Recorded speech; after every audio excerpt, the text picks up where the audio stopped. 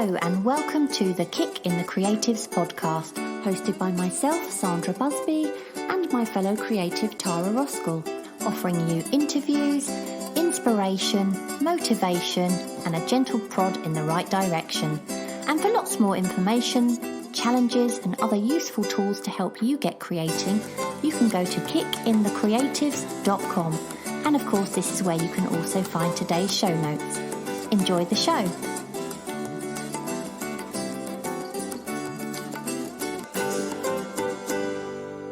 Welcome to today's episode, and today we're going to talk about scams, spoofs and trolls. But before we get onto that, thank you so much to everyone who's been sharing their work that they've been doing for the challenges on social media. Keep them coming. We love seeing what you're doing. And a huge thank you to our latest Ko-fi supporters. Your support shows us that you like what we do and you'd like us to continue. And we're going to thank each of you personally at the end of the show. And we had a lovely review in from a mystery reviewer. We've been trying to guess, haven't we, who it is? We have. And it says, I think it means I heart Tara and Sandra, but it actually says, I hear Tara and Sandra. I'm not surprised because we're quite loud. It says, they are the funniest people around and I owe them much of my creative spurts and getting me out of an art block. Keep up the good work. And it says, I heart Tara and Sandra via Apple Podcasts in Canada. So who is that mystery person? Let us know, please. Yes, we want to know. And thank you so much. Thank you. I really appreciate it. We both really appreciate that. It's lovely to get a review, isn't it? So nice. We get very excited about reviews. So far, we've only had nice We didn't ones. write it ourselves, did we? No. We didn't write it ourselves. No. Honestly, no. Also, we just want to thank our sponsor as well, and that's Evolve. Evolve can teach you how to paint in a realism style to a professional level in a year or less, and for a fraction of the price of an art school. Not only do they give you all the lessons and the support online, but they also send you all the materials you need. And if you want to learn a bit more, they actually give a free tutorial webinar where I think they teach you, I don't quite know what they teach you, about edges. Is it about edges? Lost and found edges, things like that. Yeah. And you can watch that at kickinthecreatives.com/evolve webinar. Or if you want to hear more about the programme, you can go back and listen to episodes 67 and 73. Do you know, when I was learning to oil paint, when I actually learned this eventually myself by accident, but a lost and found edge, when I realised what that meant, it was a game changer for my painting. It really was. My paintings got 100 times better from that moment on. So it's well worth going and having a look at that webinar. I hadn't seen it at the time, but if only I had, I'd have learnt it a lot sooner in my, my art. Is it like a soft edge versus a hard edge? And some of them disappear altogether. Ooh, magic. Anyway, what is new with you? Oh, well, I'm painting my stack of donuts. Well, I am now on the oil layers. So I've finished the acrylics because, as we've said before, I normally work all in oils from bottom to top. And this time I've decided I'm going to try doing the sort of under layers and the kind of first mid layer in acrylics, mainly because I wanted to... I'm so sick of waiting for the oil layers to dry because I just want to be able to get in there and do it when I want to do it and not think, actually, I've got to wait for this to dry. But I don't like acrylics from the point of view they're not great to blend, so I still don't like them for that reason. But I do like them from the point of view that I can do 10 minutes work if I want, rinse my brushes out with water and then walk out. Whereas in oils, I can't do that because, by the time I've fanned about with the painting and then, washed out my brushes, I've probably spend more time washing my brushes out than I would actually painting if I was to do it like that. So I thought I'm going to try it that way. And actually, I've really enjoyed working that way. And for any beginners out there, it is fine to work in oils over acrylics. Just never do it the other way around because that won't work. It won't last. But yeah, working with oils over acrylic is absolutely fine.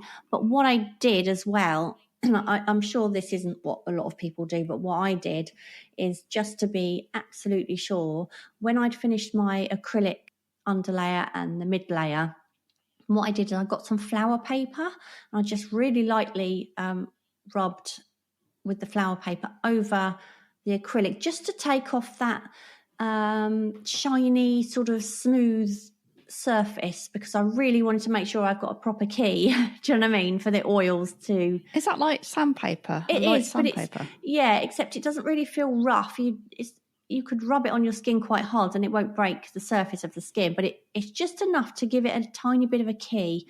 So it was really strange to do that, because I felt like I'd gone backwards a bit after that, because I'd gone over it with the flower paper, and then of course I could start to see a bit of the underlayer peeping through again. But that was fine. I didn't panic. I was like, no, it's fine. I'm going in with oils next. I know oils like the back of my hand. I know how they work. It's going to be fine. So, and I must admit, have you tried? What? Have you tried? You know, you bought those acrylic gouache or whatever. Oh yeah, they're like matte acrylics, aren't they? Essentially, that's what they are. Matte acrylic paints. Yeah, they're water-based, aren't they? I don't know. I don't know about using those under oils, you know. I'm not sure they'd be stable enough. I think they are just basically acrylic paint, but just with a matte finish, aren't they? I know you can actually get acrylics with a matte finish as well.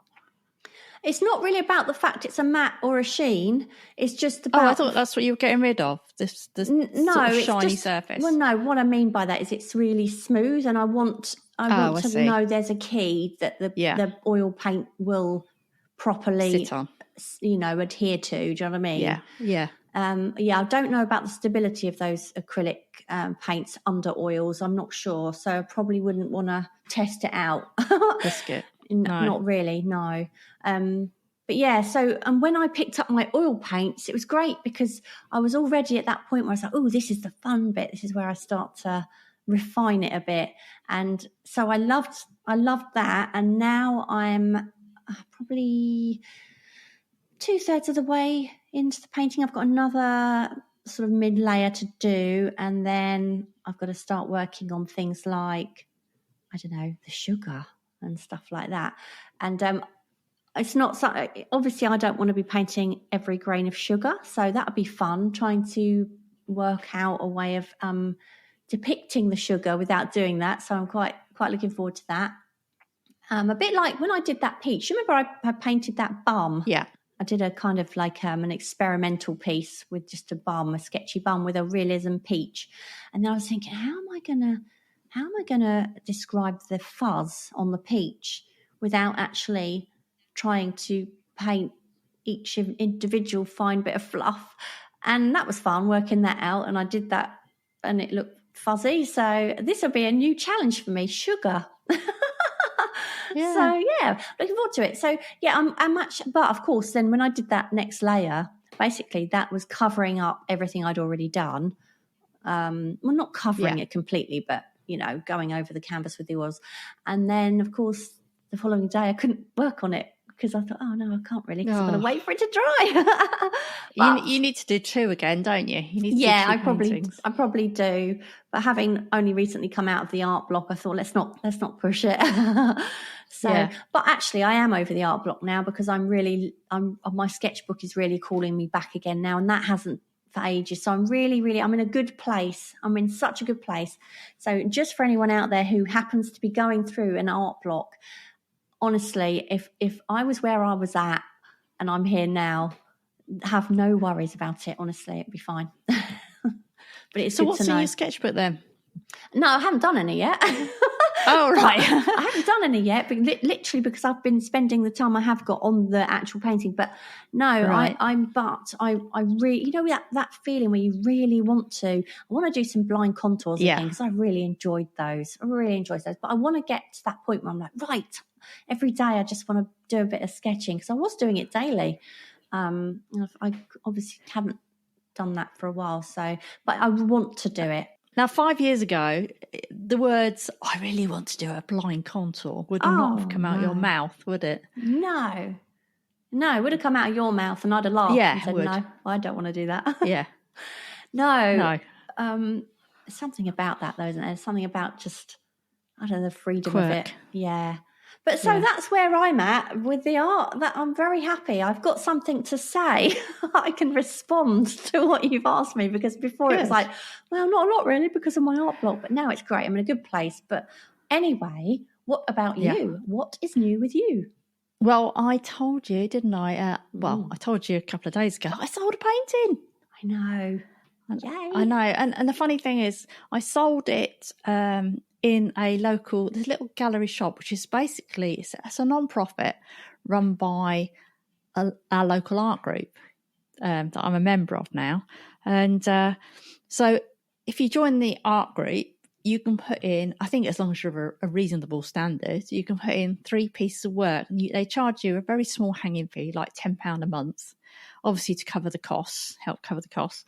And then they take 20% commission. So I put in, obviously my faces, the town I live in is not, it's not an, well, I don't actually live in the town, but it's not a upmarket town, the nearest town. And it's not a hubbub of art and culture, let's put it that way. So I was really surprised because it's generally, when I went in there before, it's quite quiet in the shop.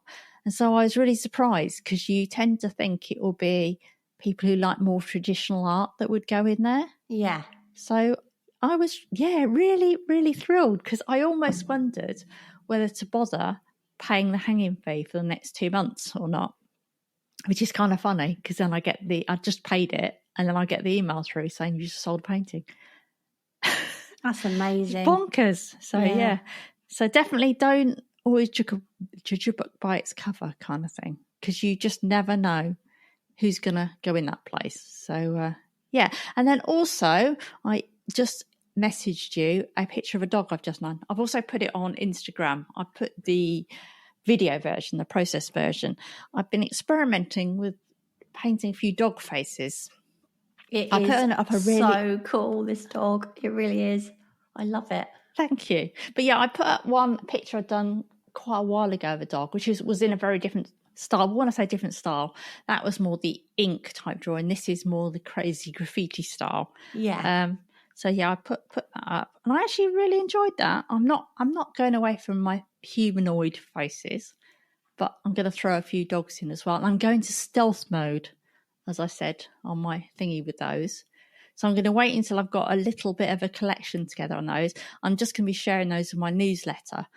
And then when I've got a few, then I might go public. Doesn't that sound posh? No, it's absolutely lovely. I really loved it. As soon as you sent it through, I thought, this will do well. Everyone's going to love it. Yeah. So that's what I'm doing. So if you do want to see it, if you do want to see them early, you just join my emailing list. So yes, So shall we move on to what we're talking about?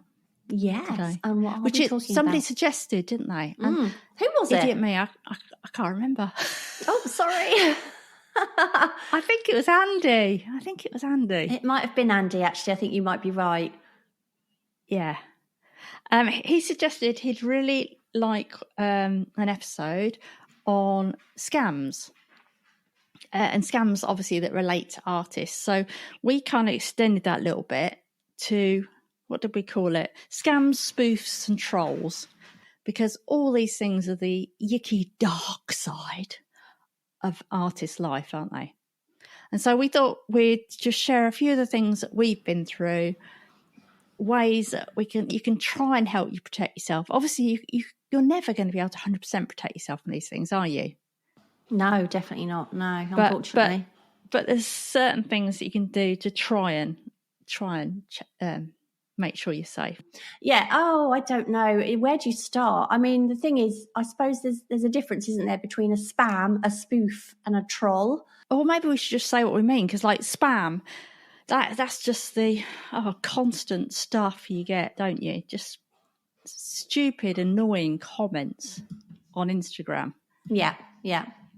So that's kind of the, would you like to, we love your website. Would you like to advertise our glasses, our cool sunglasses, our pet gear, even though you don't do anything to do with pets? That's those just annoying ones. That just reminds me of one I got. I got one. What was it?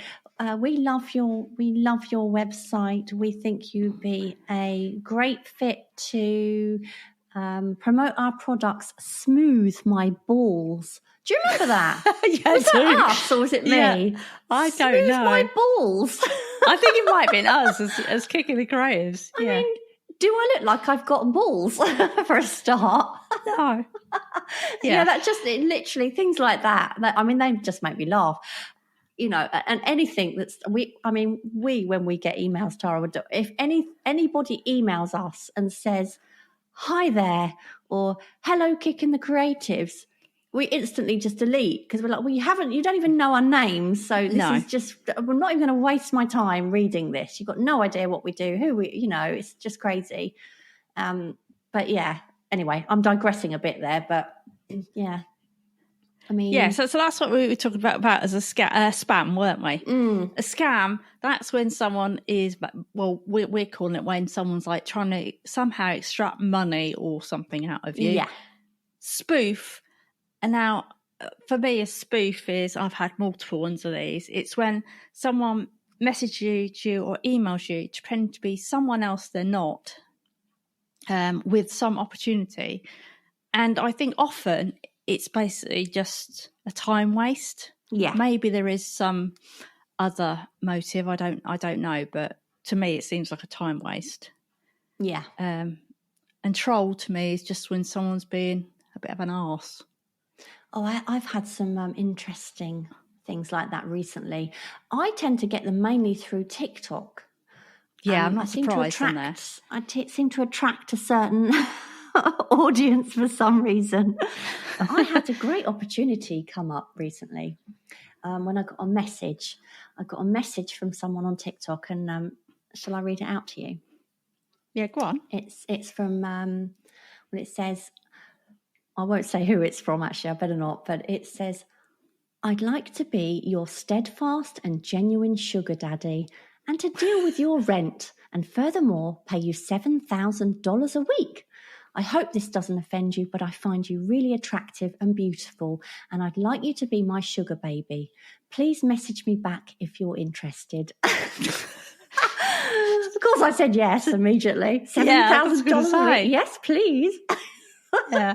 I mean, how many perimenopausal sugar babies are there out there, do you think? So that was interesting. I was like, oh God. Oh, but I've had when I first started on TikTok, I mean, I don't know if you've had any of these or if it's just me that attracts these weirdos.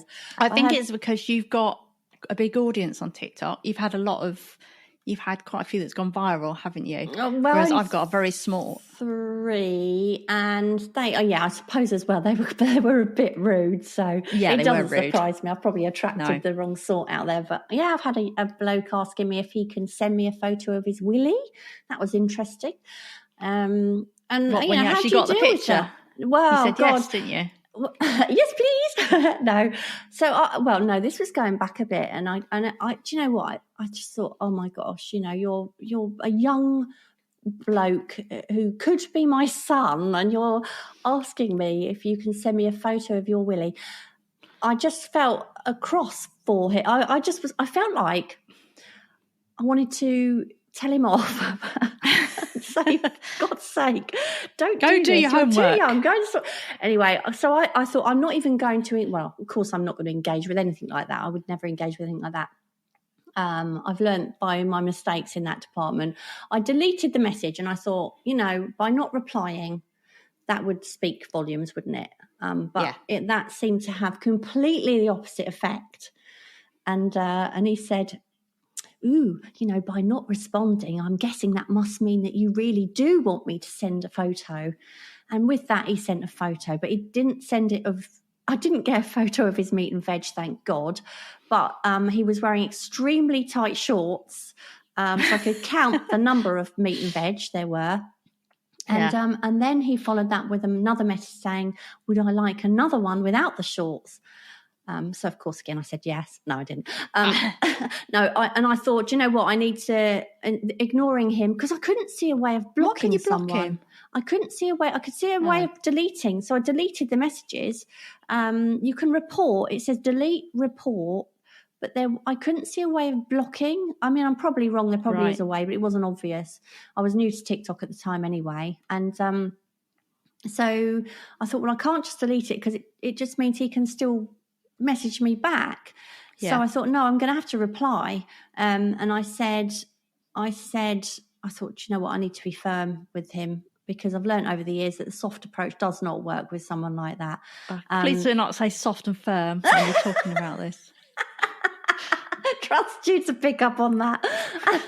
Do you know what, though? There was once a time that in an effort to be kind and not to upset anyone, I would have said something like, you know, I'm sure you have a very nice willy, but I really think it's best to keep that private and just share it with the person you love, you know, that kind of crap. But I've learned that being nice is a very bad idea when it comes to people like that. So, no, this time I did answer. I said, to be clear, I do not want you to send me a photo of your willy, and if I hear from you again, I will have to report you. Then I got a message back from him apologising profusely, and I'm so sorry, I didn't mean to offend, really, really sorry. And do you know what? Typical me, I felt really guilty. Oh no! I thought, oh no, I've upset him. Oh God, I'm terrible. I'm rubbish. But anyway, I haven't had any for a while, apart from Sugar Daddy. Sugar Daddy was a couple of weeks ago. But yeah, that's the sort of honestly, I don't know how I do. I always seem to attract the. You obviously do attract them. I probably just block them straight away as soon as you get that message saying. Yeah, well, I would have done if there was a block. Yeah. But yeah. So I think one of the classic ones that we both dealt with, and that I've had people message me about, and it doesn't matter if you're an NFT artist or not, you'll get a message saying, I love your art. Yeah. Can I buy it as NFTs? Yes. And basically, I've had people email me and said, look, someone's told me you know about NFTs. Can you tell me, is this genuine? Should I do anything with this? No. Because, I mean, probably a lot of you have already encountered this and you know, but what the scam is, and they've tried to do this on you, haven't they, Sandra? Yeah. Early on. Well, I did start doing NFTs for a while, and I stopped doing NFTs because I got so many of them. In fact, the only I think the first 3 bits of interest I had turned out to be scams. So I thought, I can't be bothered with this. I'm not even going to go down the NFT route, because it just seemed I was very uncomfortable with it. Just got so many of them trying to pretend they were wanting to buy an NFT, but it was just a scam. And again, I said to you, Tara, is this real? Because you know about NFT, you got me into it. And you went, no, it's not. And sure enough, it wasn't. No. I think what you need to think about is, okay, why are they contacting me? If I'm not a very well-known artist, there's tons of artists out there who are doing NFTs. So why are they contacting me who doesn't? Or even if you do and you're just a novice, when there's plenty of people they could buy art from like that. So what they basically want to do is, in order to sell NFTs, you have to create a digital wallet, and you've got to put some crypto in it. So what they do in this scam is, if you don't really know what you're doing, they'll say, they'll try and help you, in inverted commas. So what you need to do is, if you click this link, and then it will take you to the site where you sell the NFTs, and they'll make a cloned site. So you'll go on there, click it, and it says, you need to connect your wallet. So you don't connect your wallet, and then they empty it. Yeah, so that's basically what they're doing. They're trying to take. Yeah, I had I seem to be having trouble paying. I've tried to pay you. It seems like you haven't set it up properly. I can help you out. Yeah, I had that. I think I had that a couple of times. Yeah. So, if anyone asks you about NFTs, just delete it. Don't even bother responding. I mean, I have messed about with them once before. Have I told you this? No. Didn't you decide? I think you might have done. Did you decide to waste their time as well? And I can't remember. I did. Yeah. I decided to wait. I mean, I might have said this before on the pod. Did I say it on the podcast? No, I don't think so. Oh. So, I decided it was just annoying, and he was going to waste my time and whatever, so I was going to waste his. So he says, I'm trying to buy your NFT, but I keep getting this message up.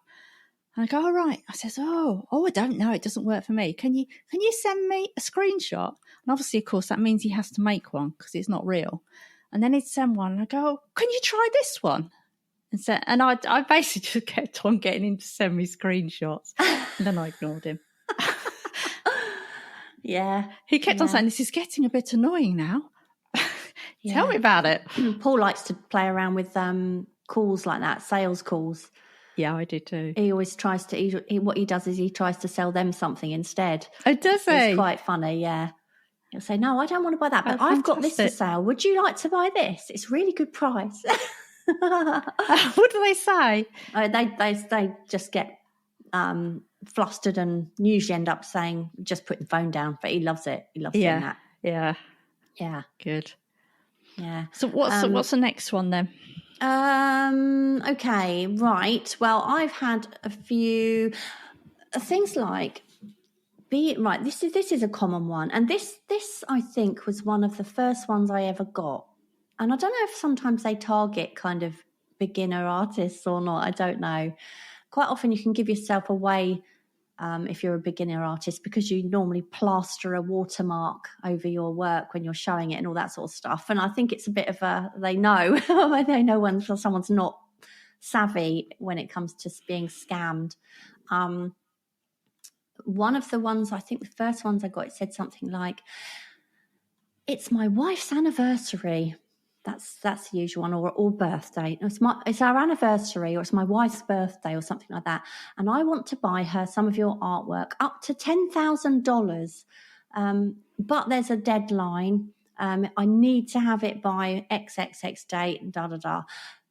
Again, the minute somebody says it's my wife's birthday or it's our anniversary, literally a red flag should come up straight away. Because that I can guarantee that I can almost guarantee that will be a scam.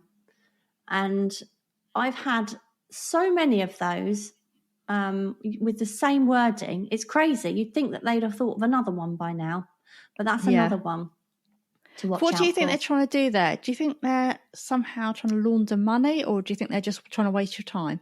I don't know what they're trying to. No, I don't think they're trying to waste your time. They're only going to be getting money out of this. Probably what they do is they give you a deadline, and they do things like, rush you. I mean, if somebody's trying to rush you, then they could be trying to trip you up, couldn't they? So if anyone gives you a deadline, be aware of that as well straight away. They can try and trip you up. Often the actual scam is about the postage.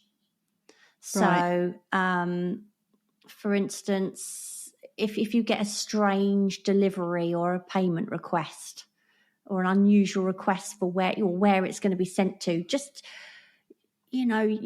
instinct is so much more often right than it is wrong, your instinct, isn't it? And, the classic thing I would say is, if it's too good to be true, it probably is. Do you know what I mean? Who says in advance, I've got $10,000? They don't. Exactly. Do they? And they just want to buy several of your pieces. I want to buy several of your pieces. Yeah. Just don't even bother wasting your time. It's not real. I'm not entirely sure what they're up to, but they're up to something. And it's just a line. I probably hear it 3 or 4 times a year, this one. I mean, I've had a sort of woman, you think it's a woman, it's a picture of a woman, message me and said, I'm really interested in buying this piece of art. And that is unusual, because usually they'll just say, I'm interested in buying your art. And they don't, because basically they're sending exactly the same message to everybody. Yes. They won't say dear Sandra or dear Tara. No. Because it's a mass message, isn't it? So she just said she was interested in a certain place and could she buy it? And I just said, yes, you can. Here's a link to my website. Off you go. Do you know what I mean? It's like, but I looked at her picture and I thought, and one thing that is red flags for me is, okay, they don't even follow you. They like your work that much, they don't even follow you. Yeah. And then you go look at their account, and quite often the scammy ones have only been in existence for maybe a month or 2. Yes. But they've got loads of followers quite often, like 10,000. But that's not necessarily, you can have someone who buys an old account, so that's not necessarily right. But also one thing you can do, and I think what I did with this one, is I took the photo that was on Instagram, the profile photo, and then you do a Google reverse image search. Yeah, that's a good idea. Yeah. And then usually it will flag up where this photo has come from. And so it will either be a royalty-free image from somewhere, or it'll be an image of somebody else on the internet. Well, Google's a good. That's definitely. That's a good idea. I mean, you can Google their name. Sometimes, even typing in their name to Google, it'll come up as a scammer. There'll be other people that would have asked about it and asked the same questions, and it will come up, this is a scam. Or even, you can also check out their address on Street View. So, you know, if you get somebody saying, oh, I live in, I don't know, Timbuktu somewhere, and they give you an address and you have the slightest doubt, just check out that Street View, because, you know, if it's in an old shack in the middle of a field or whatever, off grid, then it's not going to be, you know, it's something rings alarm bells there. You know. The other thing as well is to look out for is poor grammar and spelling mistakes, or you get a feeling that they're from another country or something, and they are, not to say there's anything wrong with somebody from another country buying your artwork at all, of course not, but you can just tell, can't you, if somebody's writing something and it's very generic, spelling mistakes everywhere, and it's the grammar's not right, and that's another thing to watch out for. Like I say, it doesn't necessarily mean that it's a scam. I mean, I remember I had somebody, I don't know if you remember this, I don't even know if we'd met at this point, actually. No, I don't think we had, but you remember when I was painting those bears years ago? Yeah, I didn't know you then. Well, you didn't know me then, but I was painting a series of bears. This was when I first started realism oil painting, so it was a long, long time ago. And I started a little series of mini ones, just like a miniature one. And I had somebody from Malaysia, I think it was Malaysia or Indonesia or somewhere like that. And it wasn't just Malaysia, it was like a little tiny island off Malaysia, wanting to buy this painting. And I was absolutely convinced it was a scam. And the worst thing was that I said that to him as well. I was like, I'm not stupid. I know a scammer when I see one. Yeah. Turned out completely real. And what it was is his wife. He actually, what it was is he owned a hotel in Malaysia, and his wife was obsessed with teddies. She absolutely loved teddy bears, and she had a particular teddy bear that she used to make canvas bags with pictures of this bear on it. She used to carry it around, and it was just like this thing about the hotel was part of it was this bear. And this bear that I painted reminded her of this one. And I felt absolutely awful because I've been pretty rude, which is unlike me. I'm normally not. But when I think I'm being scammed, I don't care how rude I am then, because people like that just really anger me. But he emailed me back and said I'm not a scam. I totally understand why you think it might be a scam, but it's not. So that instead of Googling it before, I Googled it afterwards, didn't I? And I felt absolutely awful afterwards. Absolutely terrible. Anyway, I said, look, I am so sorry. I genuinely thought you were a scammer. I understand now if you don't want the bear, that's absolutely fine. But he did want the bear still, and he did buy the bear. And I sent him a little drawing as well at the same time of the bear because I felt so bad. But I think there was more to it than that. It wasn't because he was from Malaysia on a tiny little Malaysian island. The flag had been raised when it came to the delivery, because quite often when, like I've just said, if they ask for strange delivery requests, then that's a red flag. And because of this island, what it was is I had to post it to some weird sort of PO box thing, whatever it was, in a foreign country, and then he had to go and collect it from the island and take it back. And when he sort of explained what he got to do, I was like, this does not ring true here. I've just got a feeling about this. Yeah. But I was wrong. So just before you literally straight away say, oh, this is definitely a scam, check it out. But there are some clearly obvious ones that are out there, flying around, like that, oh, it's my wife's birthday one, that kind of one. But this one, yeah, I did feel terrible. I felt absolutely awful. Well, I was telling you just before we came on air, wasn't I, that I have a possible opportunity that I'm not 100% sure is an opportunity, didn't I? I'm not going to go into details on here, No. but the thing I'm going to do is minimise my risk. So I'm going to go with the opportunity, but I'm going to make sure it doesn't cost me much, so that, you know, if it costs me 30 quid, which is probably what it's going to cost me, I've lost 30 quid. I've not lost thousands. No. But it is so hard sometimes, like you just saying with that one, to know if something is genuine. There's only so much you can Google. Yeah. But even if you Google something, you're still not 100% sure if that person is the person. And the trouble is with scammers, they're trying to find new ways all the time, because they know that people get wise to them. So they just try something new. It is sort of scary. Annoying. Yeah. And another thing, another one is if they. So this is a classic. I don't know if you've heard of this one, where they overpay you.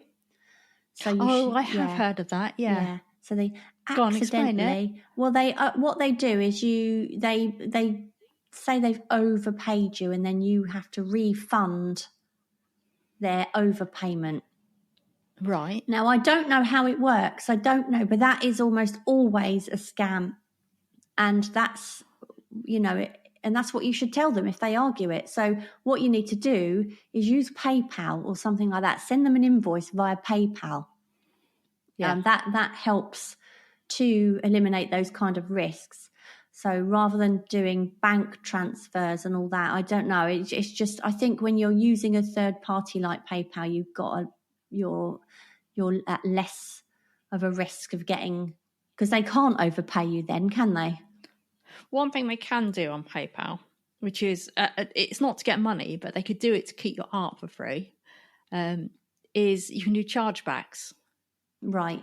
So, but there's no way you could ever really account for this. There's no way you could get, I can't see a way around it. Because if you as a buyer are always more protective with PayPal than the seller is. Yeah. And so you can do a chargeback. So say, for example, I buy something on PayPal and then I say either hasn't arrived or it's arrived damaged, and the seller won't refund me my money or refund me part of my money. I can do a chargeback against them. Right. And then PayPal can decide, yes, you know, they're more likely to take the buyer's side, and then they'll give me my money back. Yeah.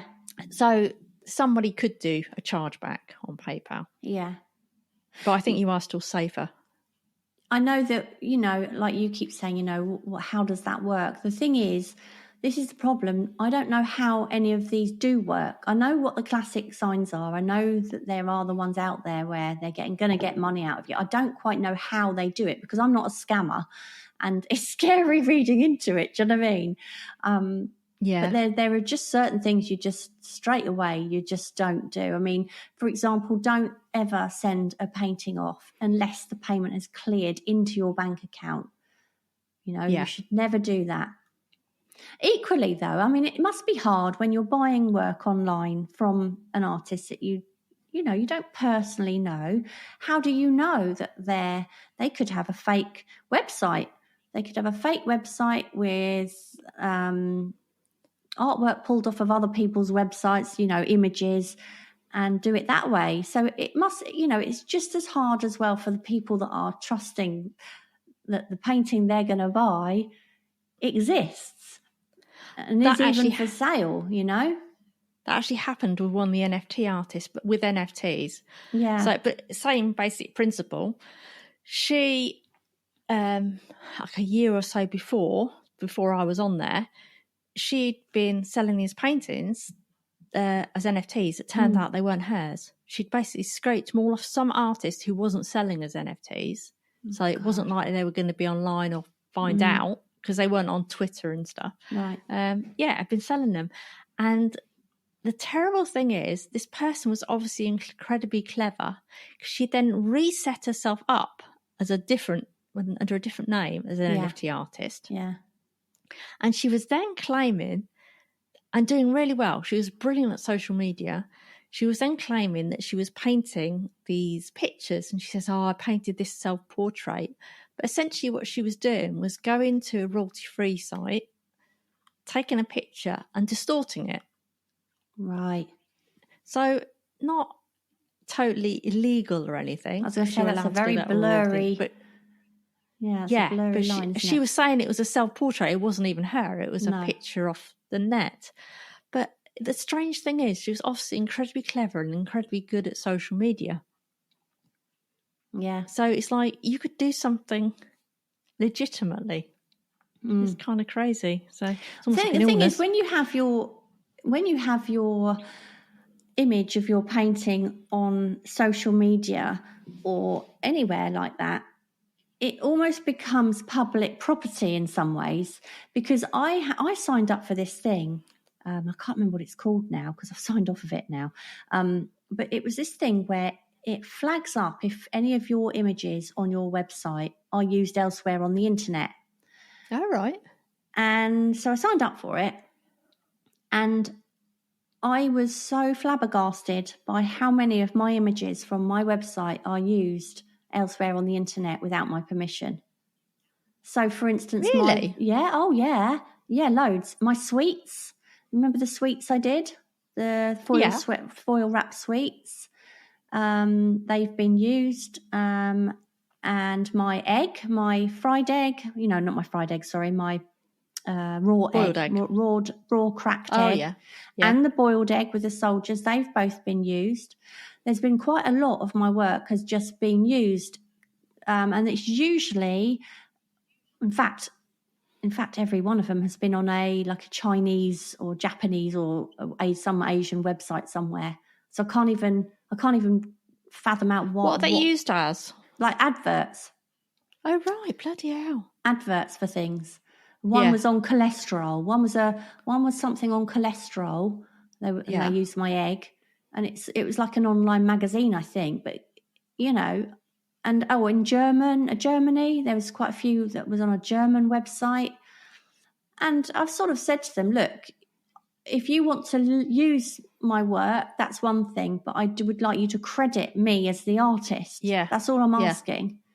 But they don't even answer. You've got, and really, you've got, I don't know how you deal with it. And I got so many flags saying this has been used, that's been used. And in the end, I thought, I feel like I can't do anything about it. So I'd rather not know. Yeah.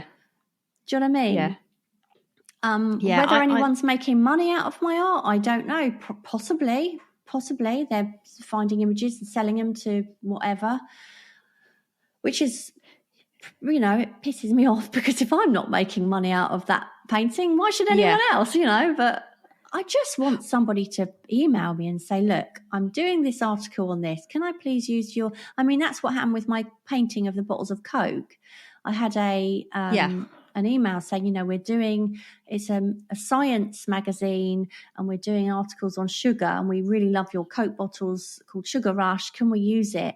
And they did actually pay me, but even if somebody said that to me and said, look, we can't afford to pay you, but we will credit you as an artist. Give you a link. Yeah. Yeah. And link it to your website. Then I'd have probably said yes, But it's just honestly, it's flabbergasting, really. And I think the blurry line is when they say, I don't know how true this is. My son told me this, and he said with social media, TikTok, anything like that, anything you use becomes public property. So if you were to post a video, it becomes anyone can use that. So that's fine. You just have to make sure that if you put a video up, it's something you're happy for everyone to see if it comes out. But when it comes to images on Instagram, I don't know whether that makes it public property, even though theoretically, I don't think it does. No, but they do say, don't they? If you're on social media, you're basically saying yes, anyone can. Well, it's given people the opportunity, but what I remember someone saying years ago, when I made a course, basically, on logo design. It did really well. But then there were people in the forum saying, I'm really worried because my course is getting ripped off. Mm. And of course, if you course on the internet, you can pretty much find any course on the internet on dodgy sites, because they all, download them and make them available completely free. But someone said, you don't need to worry about it, because the people that will download it for free are the people who would never buy it from you anyway. So in effect, you haven't lost money. It's if they can't sell it on then, can they? Well, they could. That is where the real problem starts. Yeah. If someone starts selling your stuff, without you giving permission. But if it's just on a dodgy site, and like, say for example, anybody could go download our pictures and print them out if they wanted to at home, couldn't they? But the people who are going to do that aren't probably going to buy your art anyway. No. But it's only a problem if they start then selling it. But it's to me, it's the equivalent of being like an actual shop and having someone rob your shop, actually come in, steal your stuff. Except when you have a shop, you have insurances for things like that. You get paid in the end anyway, because your stuff's gone missing and they pay you the value of what it was worth. We haven't got that when we're on the internet.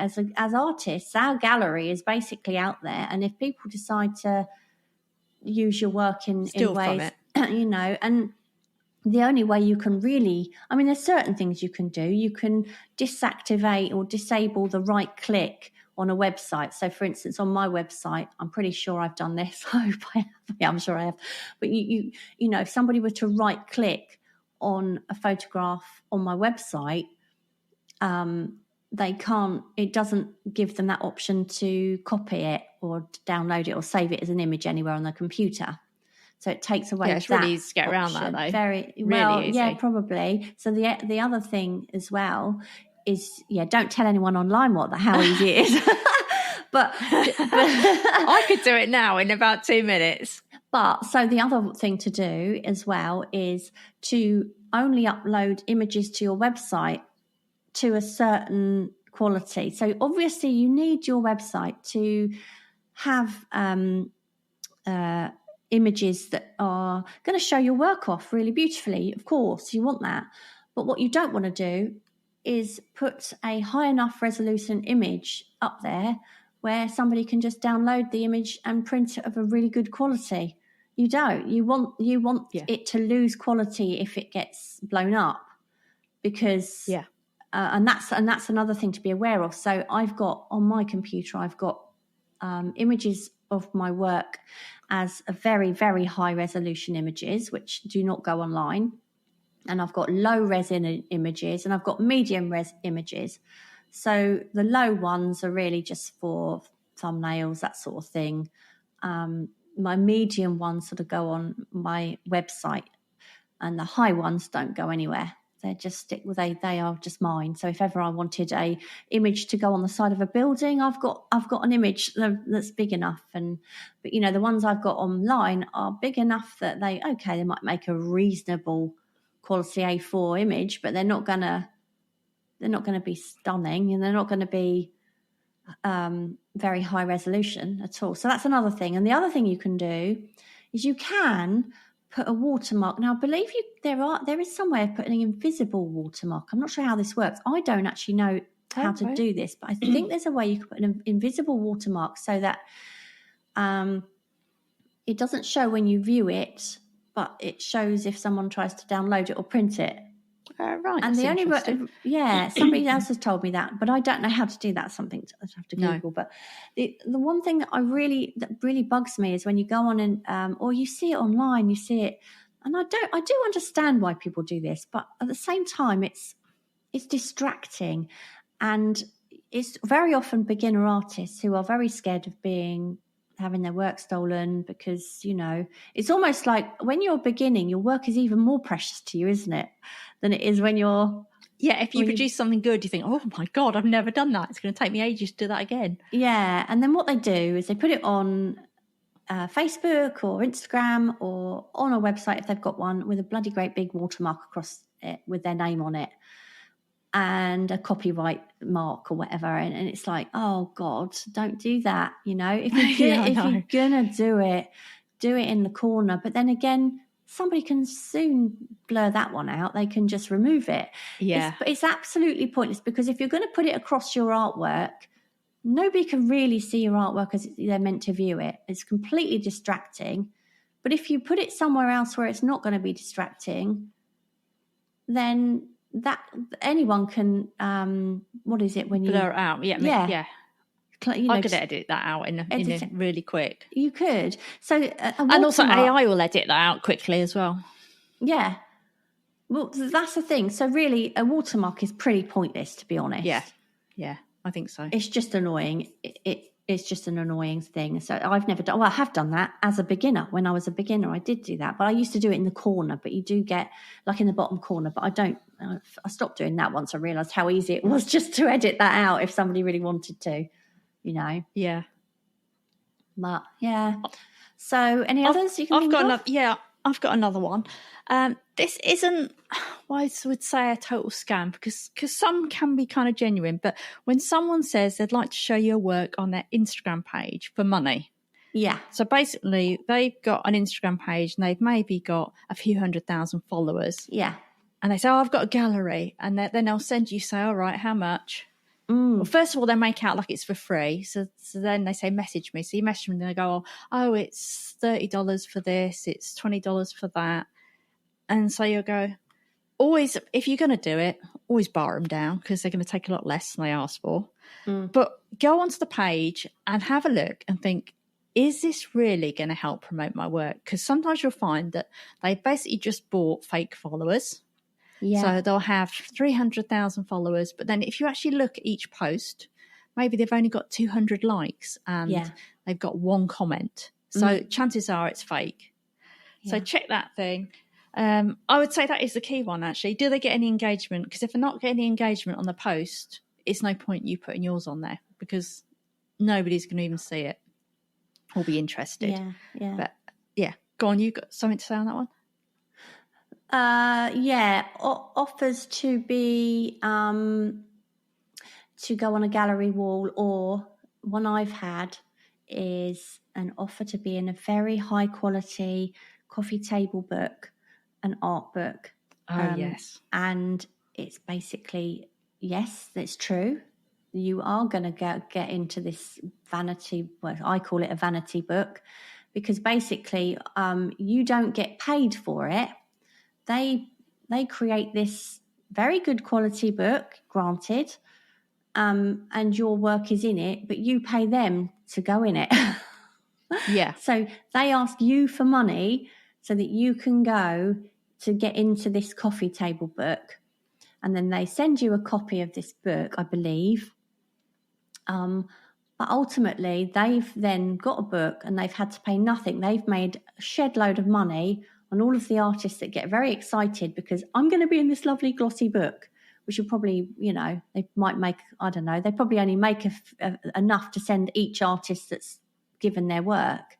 So they end up just making money on the people that are desperate to get their work published.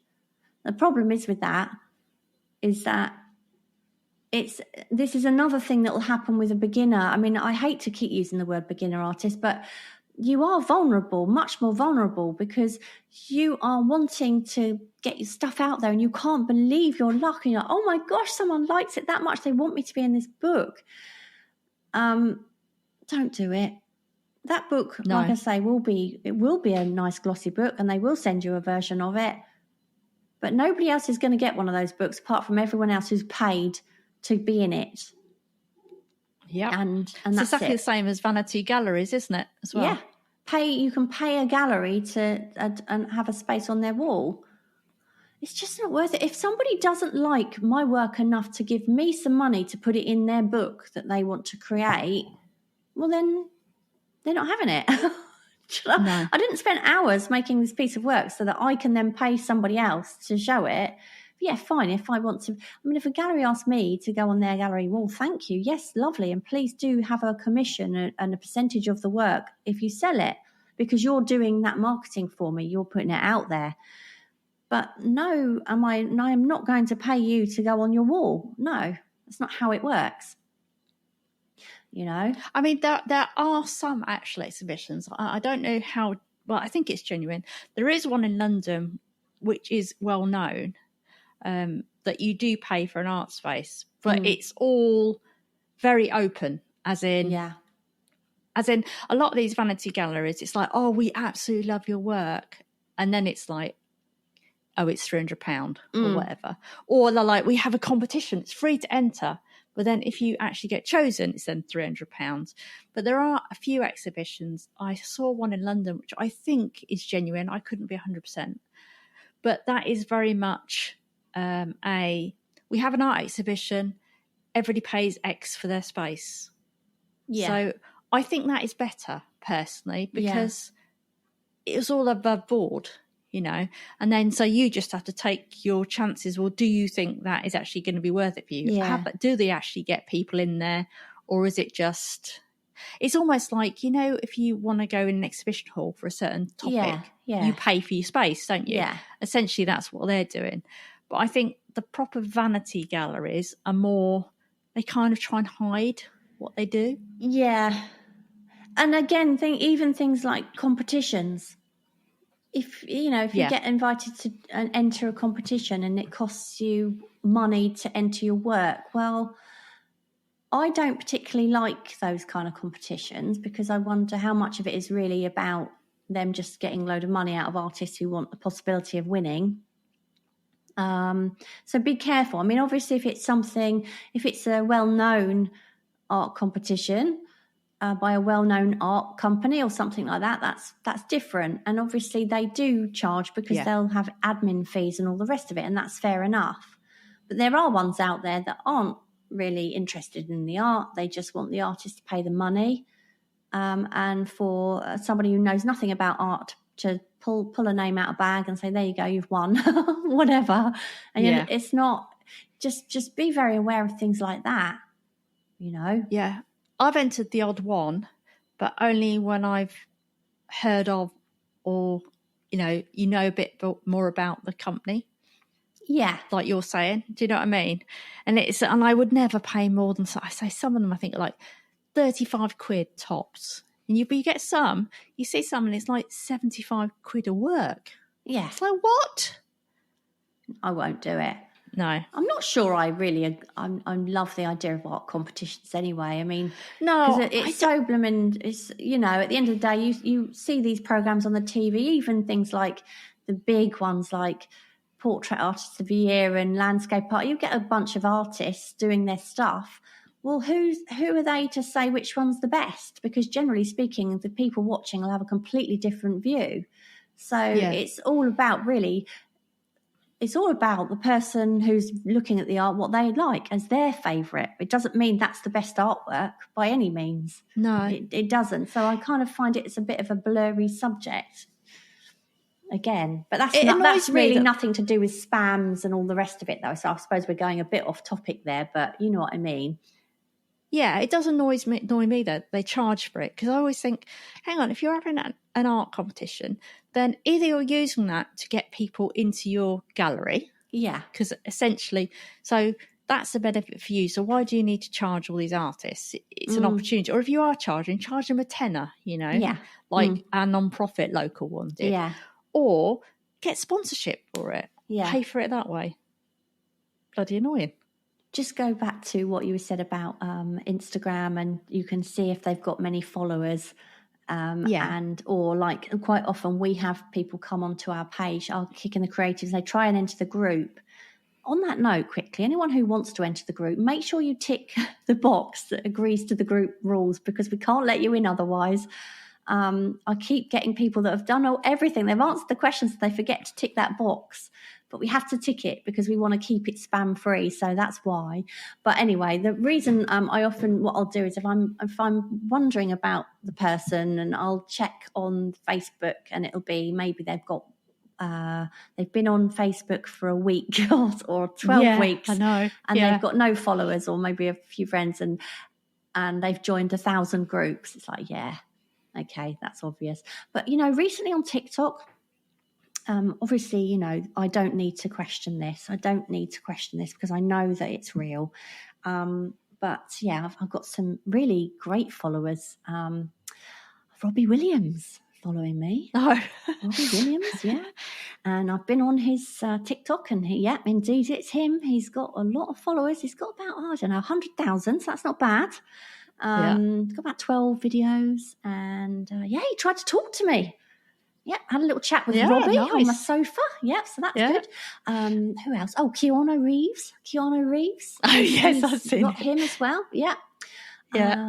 He's got, I don't know, I can't remember how. I think he's got a couple of thousand followers. So, Keanu Reeves. Who else? Brad Pitt. He's the most recent. Oh, nice. Brad Pitt, yeah. There's a famous footballer as well. God, I can't remember his name. Famous footballer. I've had a really famous actor. I can't remember. Yeah. Yeah. And, so that's been great. Obviously, they're real, you know. I think I've got about 5 incredibly A-list Hollywood movie stars / rock stars following me. So, I didn't get sucked into that one at all when I saw Robbie Williams following me. I thought, wow. Nice. Yeah. It's funny. Yeah. So I've got another one, unless you want to go with another one. No, carry on. And this is one that I've had a few times. It's basically a kind of, I guess it's spoofing or trolling. I don't know what you call it. Mm-hmm. And it's when someone emails you or messages you and they say they're looking for someone to do some work for them and they think your work is perfect. Now I had it, and the thing is they actually research the company they say they are. So they email you saying they're a certain person. They say they are the owner of X company and they do X, and it's a long old email, very accurate.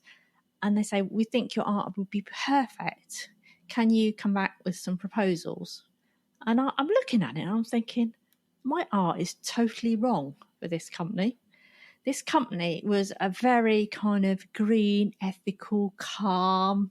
Do you know what I mean? Yeah. Really minimal. And I'm thinking, my work is not calm and minimal by any stretch of the imagination. And so I actually went on and Googled the woman, found the actual company website, and I emailed her. And then I actually found her, I think I found her Instagram as well. And I said, is this really from you? Because I'm not sure my art is right for you. And then she comes back and she goes, no, it's a complete scam. I've been getting loads of emails, people asking me. It must be so frustrating for her as well. Yeah, and the only thing I can think of is they're just messing about and want to waste your time. We had someone recently trying to clone our Kicking the Creative group on Instagram, didn't we? Oh, did we? Did you not know that? I might have known it. I don't know. It happens all the time, doesn't it? So we had somebody say, is this you or something like that? And I looked, right. What? And they'd used our logo and opened up an Instagram account claiming to be us. And they were getting followers. Really? Better than we were. So I reported it to... They got more than us. So I did report it to Instagram. Instagram, I think, are fairly good like that. TikTok are absolutely rubbish. Instagram are really good, I think, because I couldn't find it. About a week later, it was gone. And I messaged all the followers I could find to say that is not the real us, by the way, you know. But you can only do so much, because if there was 100 people that follow, I can't email 100 people to say, I can't message 100 people, but yeah. So no one's safe. I've had that happen with my personal one. They've cloned my personal Instagram and my personal Facebook. And then it's terrible, you just isn't have to it? block them. Yeah, it's just like weird. Yeah. I don't know what they get out of that. I don't know if they try and get people's personal details, or I have no idea. Yeah. Well, they horrible, try and take though, over your it's account. they're using to do that. Another thing as well that really annoys me, and it's not a scam, but it really annoys me. It's when somebody says, if we would like a piece of your work, it would be real good publicity for you. We don't want to pay you, but we're going to hang it, and you'll get hundreds of people will see it every day, and you'll possibly, get some work from it. And I think, okay, so if I phoned up a plumber and said, or maybe a carpenter, let's say a carpenter, and I said, I need some shelves put up in my lounge. Don't want to pay you, but I do get a lot of visitors to my house, and I obviously always have a cup of coffee on the lounge, and we face the shelves, and I'll be able to say, oh, if you ever need some shelves done, this is the guy who does it, so it'll be great publicity for you. What do you think that carpenter's going to turn around and say? Probably 2 words, one beginning with F and the other one beginning with O, wouldn't they? And that's and that is basically what I think when somebody says, oh, because that's happened to me before as well. Oh, if you hang it here, it'll be a public space, public place. Yeah. It'll give you. I've had it with design work more. Yeah. Yeah. That's annoying, isn't it? It's mad, isn't it? Yeah, really annoying. But I think that's all I've got. I don't know if you've got anything else to add. One more, and it was a positive one. I thought we'd end maybe on a positive one, and it was a bit like when you had the Malaysian businessman, and it turned out to be a genuine thing. Do you remember when we first got, I think it was an email from a woman, and she said she wanted if we'd be interested being a part of Adobe Creative Conference. If we'd be, and Adobe the live Max thing. If we wanted to be That's speakers. it, Adobe Max. Which is a creative conference, and they were doing it all online because of COVID. And we're like, yeah, right, yeah. Anyway, so we say, yeah, very interested, thinking this is a complete scam.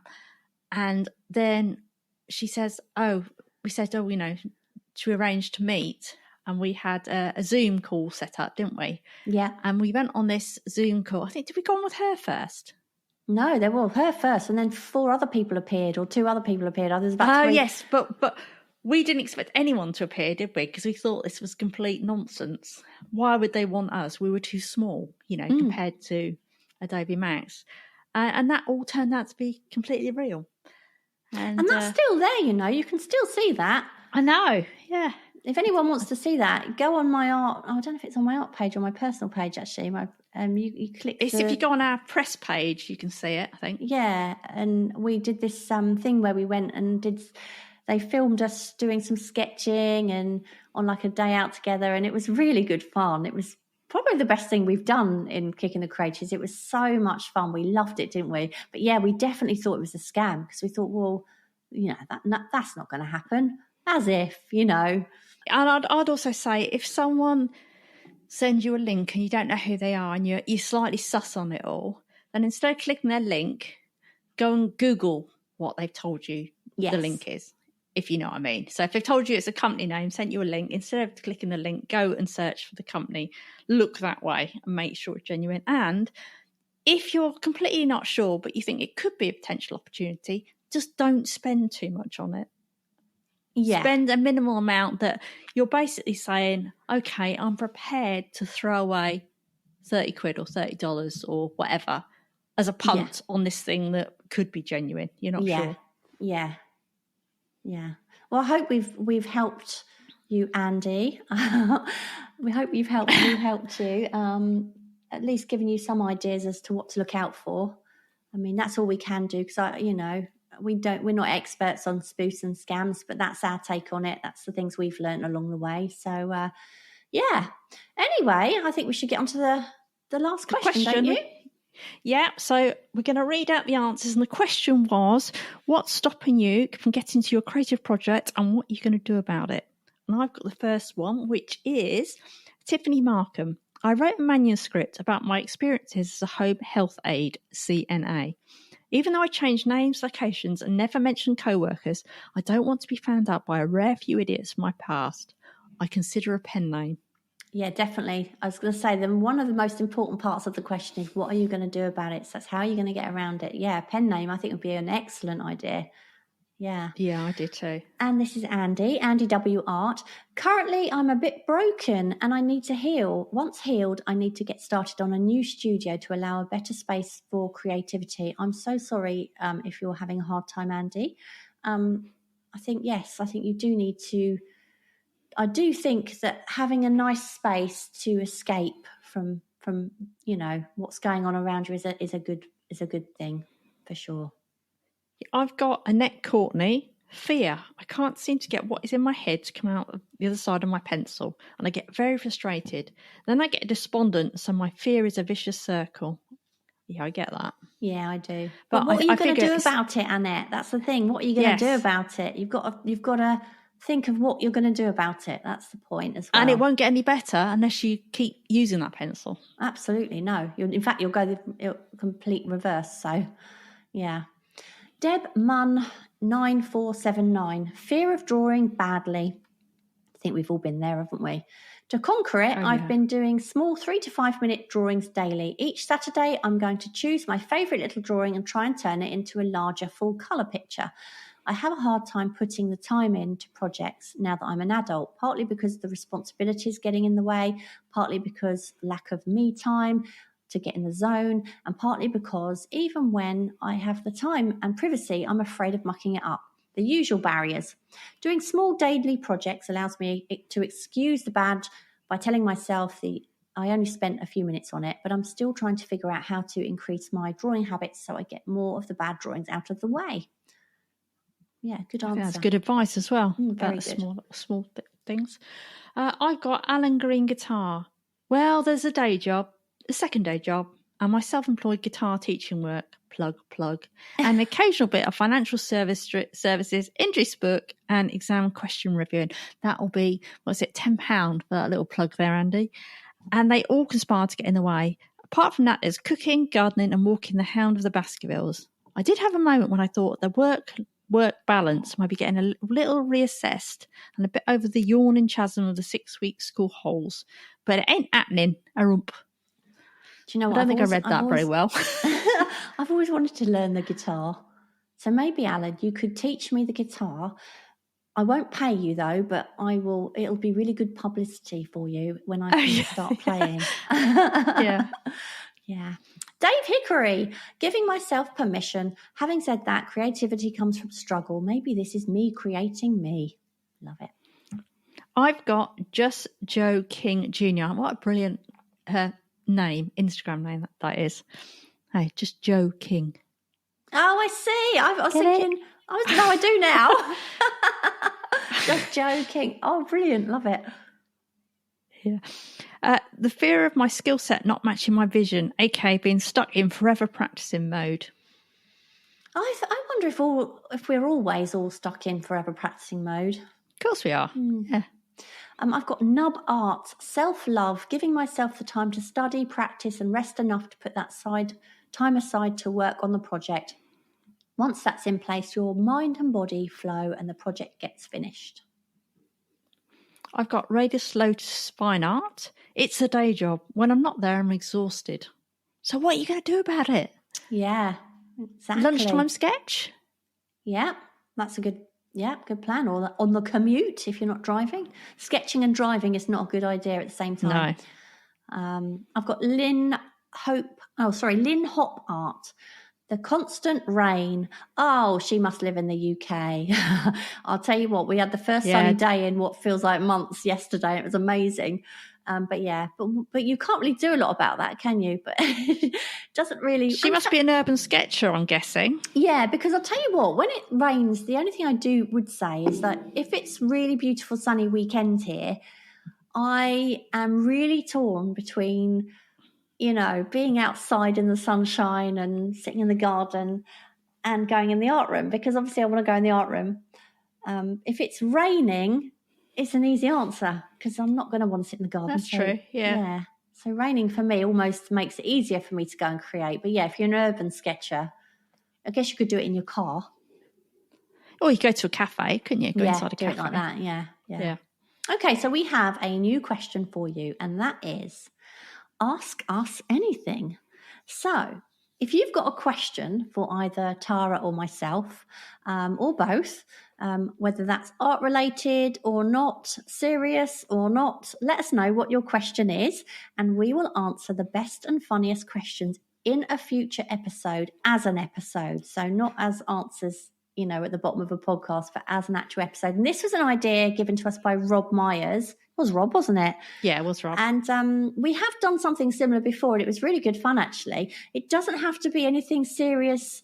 Or if you have a question you want to ask about art, we'll do our best to find out for you. But, we're not going to do hours of research. No, but it could be how we paint. It could be something about, can you give us a tip for when you're painting your oil paintings, something specific? Yeah. Or it could be anything about life outside of the art, anything at all. And we will choose if we want to answer that or not. Yeah. But definitely the best and funniest questions we will make into an episode. Now, Tara, Rob suggested maybe some questions given to us with via a voice, and that would be fun. If we had some voices, we could actually we could put their voice within the episode. Not sure how I would do that, but I've done it. I've set it up. Oh, you've set it up. Okay, brilliant. Yes, I've set it up. We have a thing called SpeakPipe. I think it's SpeakPipe /Kicking the Creatives, something like that. But what I'll do is when I post the thing, I will put it. Yeah, when I post when I post a question, I'll put it where you can do it by voice. You don't have to. You can just type it in as well. But if we get a few people verbally asking questions, we'll actually include that bit on the actual podcast. I think that would be really good fun. I really do. It's been a long time since we did one of those. So yeah, looking forward to that one. Yeah. So as always, you can let us know your answers in the Facebook group, which if you haven't joined, I'd suggest you do. We'll also put the question up on the Facebook page and, of course, on Instagram, which is Kicking the Creatives. And we hope that gave you the kick in the creatives you needed. Don't forget to pop over to our website at kickinthecreatives.com to find out how you can take part in some of our upcoming creative challenges. And of course, there you can also subscribe to the podcast so you never miss an episode. And if you're enjoying the podcast, we'd be so grateful if you would leave us a little review on iTunes, or even just a star rating if you don't have much time. And if you want to find either myself or Tara online, I'm on Instagram as sandra.busby, and my website is sandrabusbyart.com. Tara, where can people find you? You can find me on my website, which is tara@rosscoolart.com, and on Instagram and Facebook and other places as Tara Rosscool Art. And don't forget to check out and subscribe to our Kicking the Creatives newsletter, and you can keep up with what's happening with the art challenges and the podcast. You can do that via our website. And also we have a course which is all about how to create characters and cartoons for fun. You can find a link to the course on the website, or go to kickinthecreatives.com /cartoon course. Yes, go on. And if you do enjoy what we do and you'd like to help us with the cost of running Kicking the Creatives, you can now support us by buying us a coffee. Of course, it doesn't actually go on coffee. You can find the link on our website. Thank you so much to Audrey Hennessy. She says, "Hi ladies, the podcasts are great. Just discovered with your help. Loads of your earlier ones that are not on Spotify. I will enjoy listening to those. Sandra, I can't believe I found another artist who loves painting glass and shiny things." And then she's given me a link to her website, which I haven't yet clicked. So I'm going to go on that. And it says newirishart.com/Audrey Hennessy. So I'm going to check that out. But yes, thank you so much. Really appreciate that. And I'm trying to work out why some of our previous episodes wouldn't be on Spotify, Tara. Any ideas? You're the techie one. I did go and have a look, and I've Googled it as well. And I assume that they just only allow you to have so many. Right, okay. See a reason. So, yeah. So if anyone wants to check out our earlier ones, where do they go then? They just click on the link on our website. Yeah. So there's I'm guessing some platforms will show more than others. Yeah, because on our website, if you click on the More button, and then I think it's the More button, and then you go down and you click on Podcast, and there you can actually click a little link that says all episodes, and then it gives you a whole list of all of our episodes. I think it's 100. This would be 139, wouldn't it? And you can go right back to day one. But I would highly suggest you don't. Because again, Rob Myers, he said, I went back to listen to your first ever episode. He said, you sounded really posh. Well, that's because we were really nervous. And I don't think I could sounded posh. Me, I don't think I could bring myself to go back and listen to one of our really early episodes because I'd probably cringe. But anyway, yeah, if you were interested, that's where they are. So someone actually told me the other day on Instagram, she says, you sound like Courtney off of some cartoon. So I had to go have a look. But she sounds really American to me. Really? Kind of strong American accent, yeah. Oh, okay. Oh, I don't know. But there we go. Do you have another Ko-fi person? Yes, yeah. Joanna Brown, of course. Thank you so much, Joanna, for your continued support. We really appreciate that. Julianne Posco, which I found this morning. Thanks for all of... Nice. She said, thanks for all that you provide for us. It's great. Well, thank you, Julianne. We really appreciate your support. And if you cannot help us in that way with Ko-fi, there are other things you can do to help us. You can share our episodes with other creatives, or you can write us a nice review, share an episode, whatever you can do in that way. It all helps. So we really do appreciate any support you can give. Anyway, that is it for this time, and we'll see you again next time. See ya. Bye. Thank you so much for listening. We hope you enjoyed the episode, and if you did, perhaps you'd like to share it and leave a review for us on iTunes. Back soon.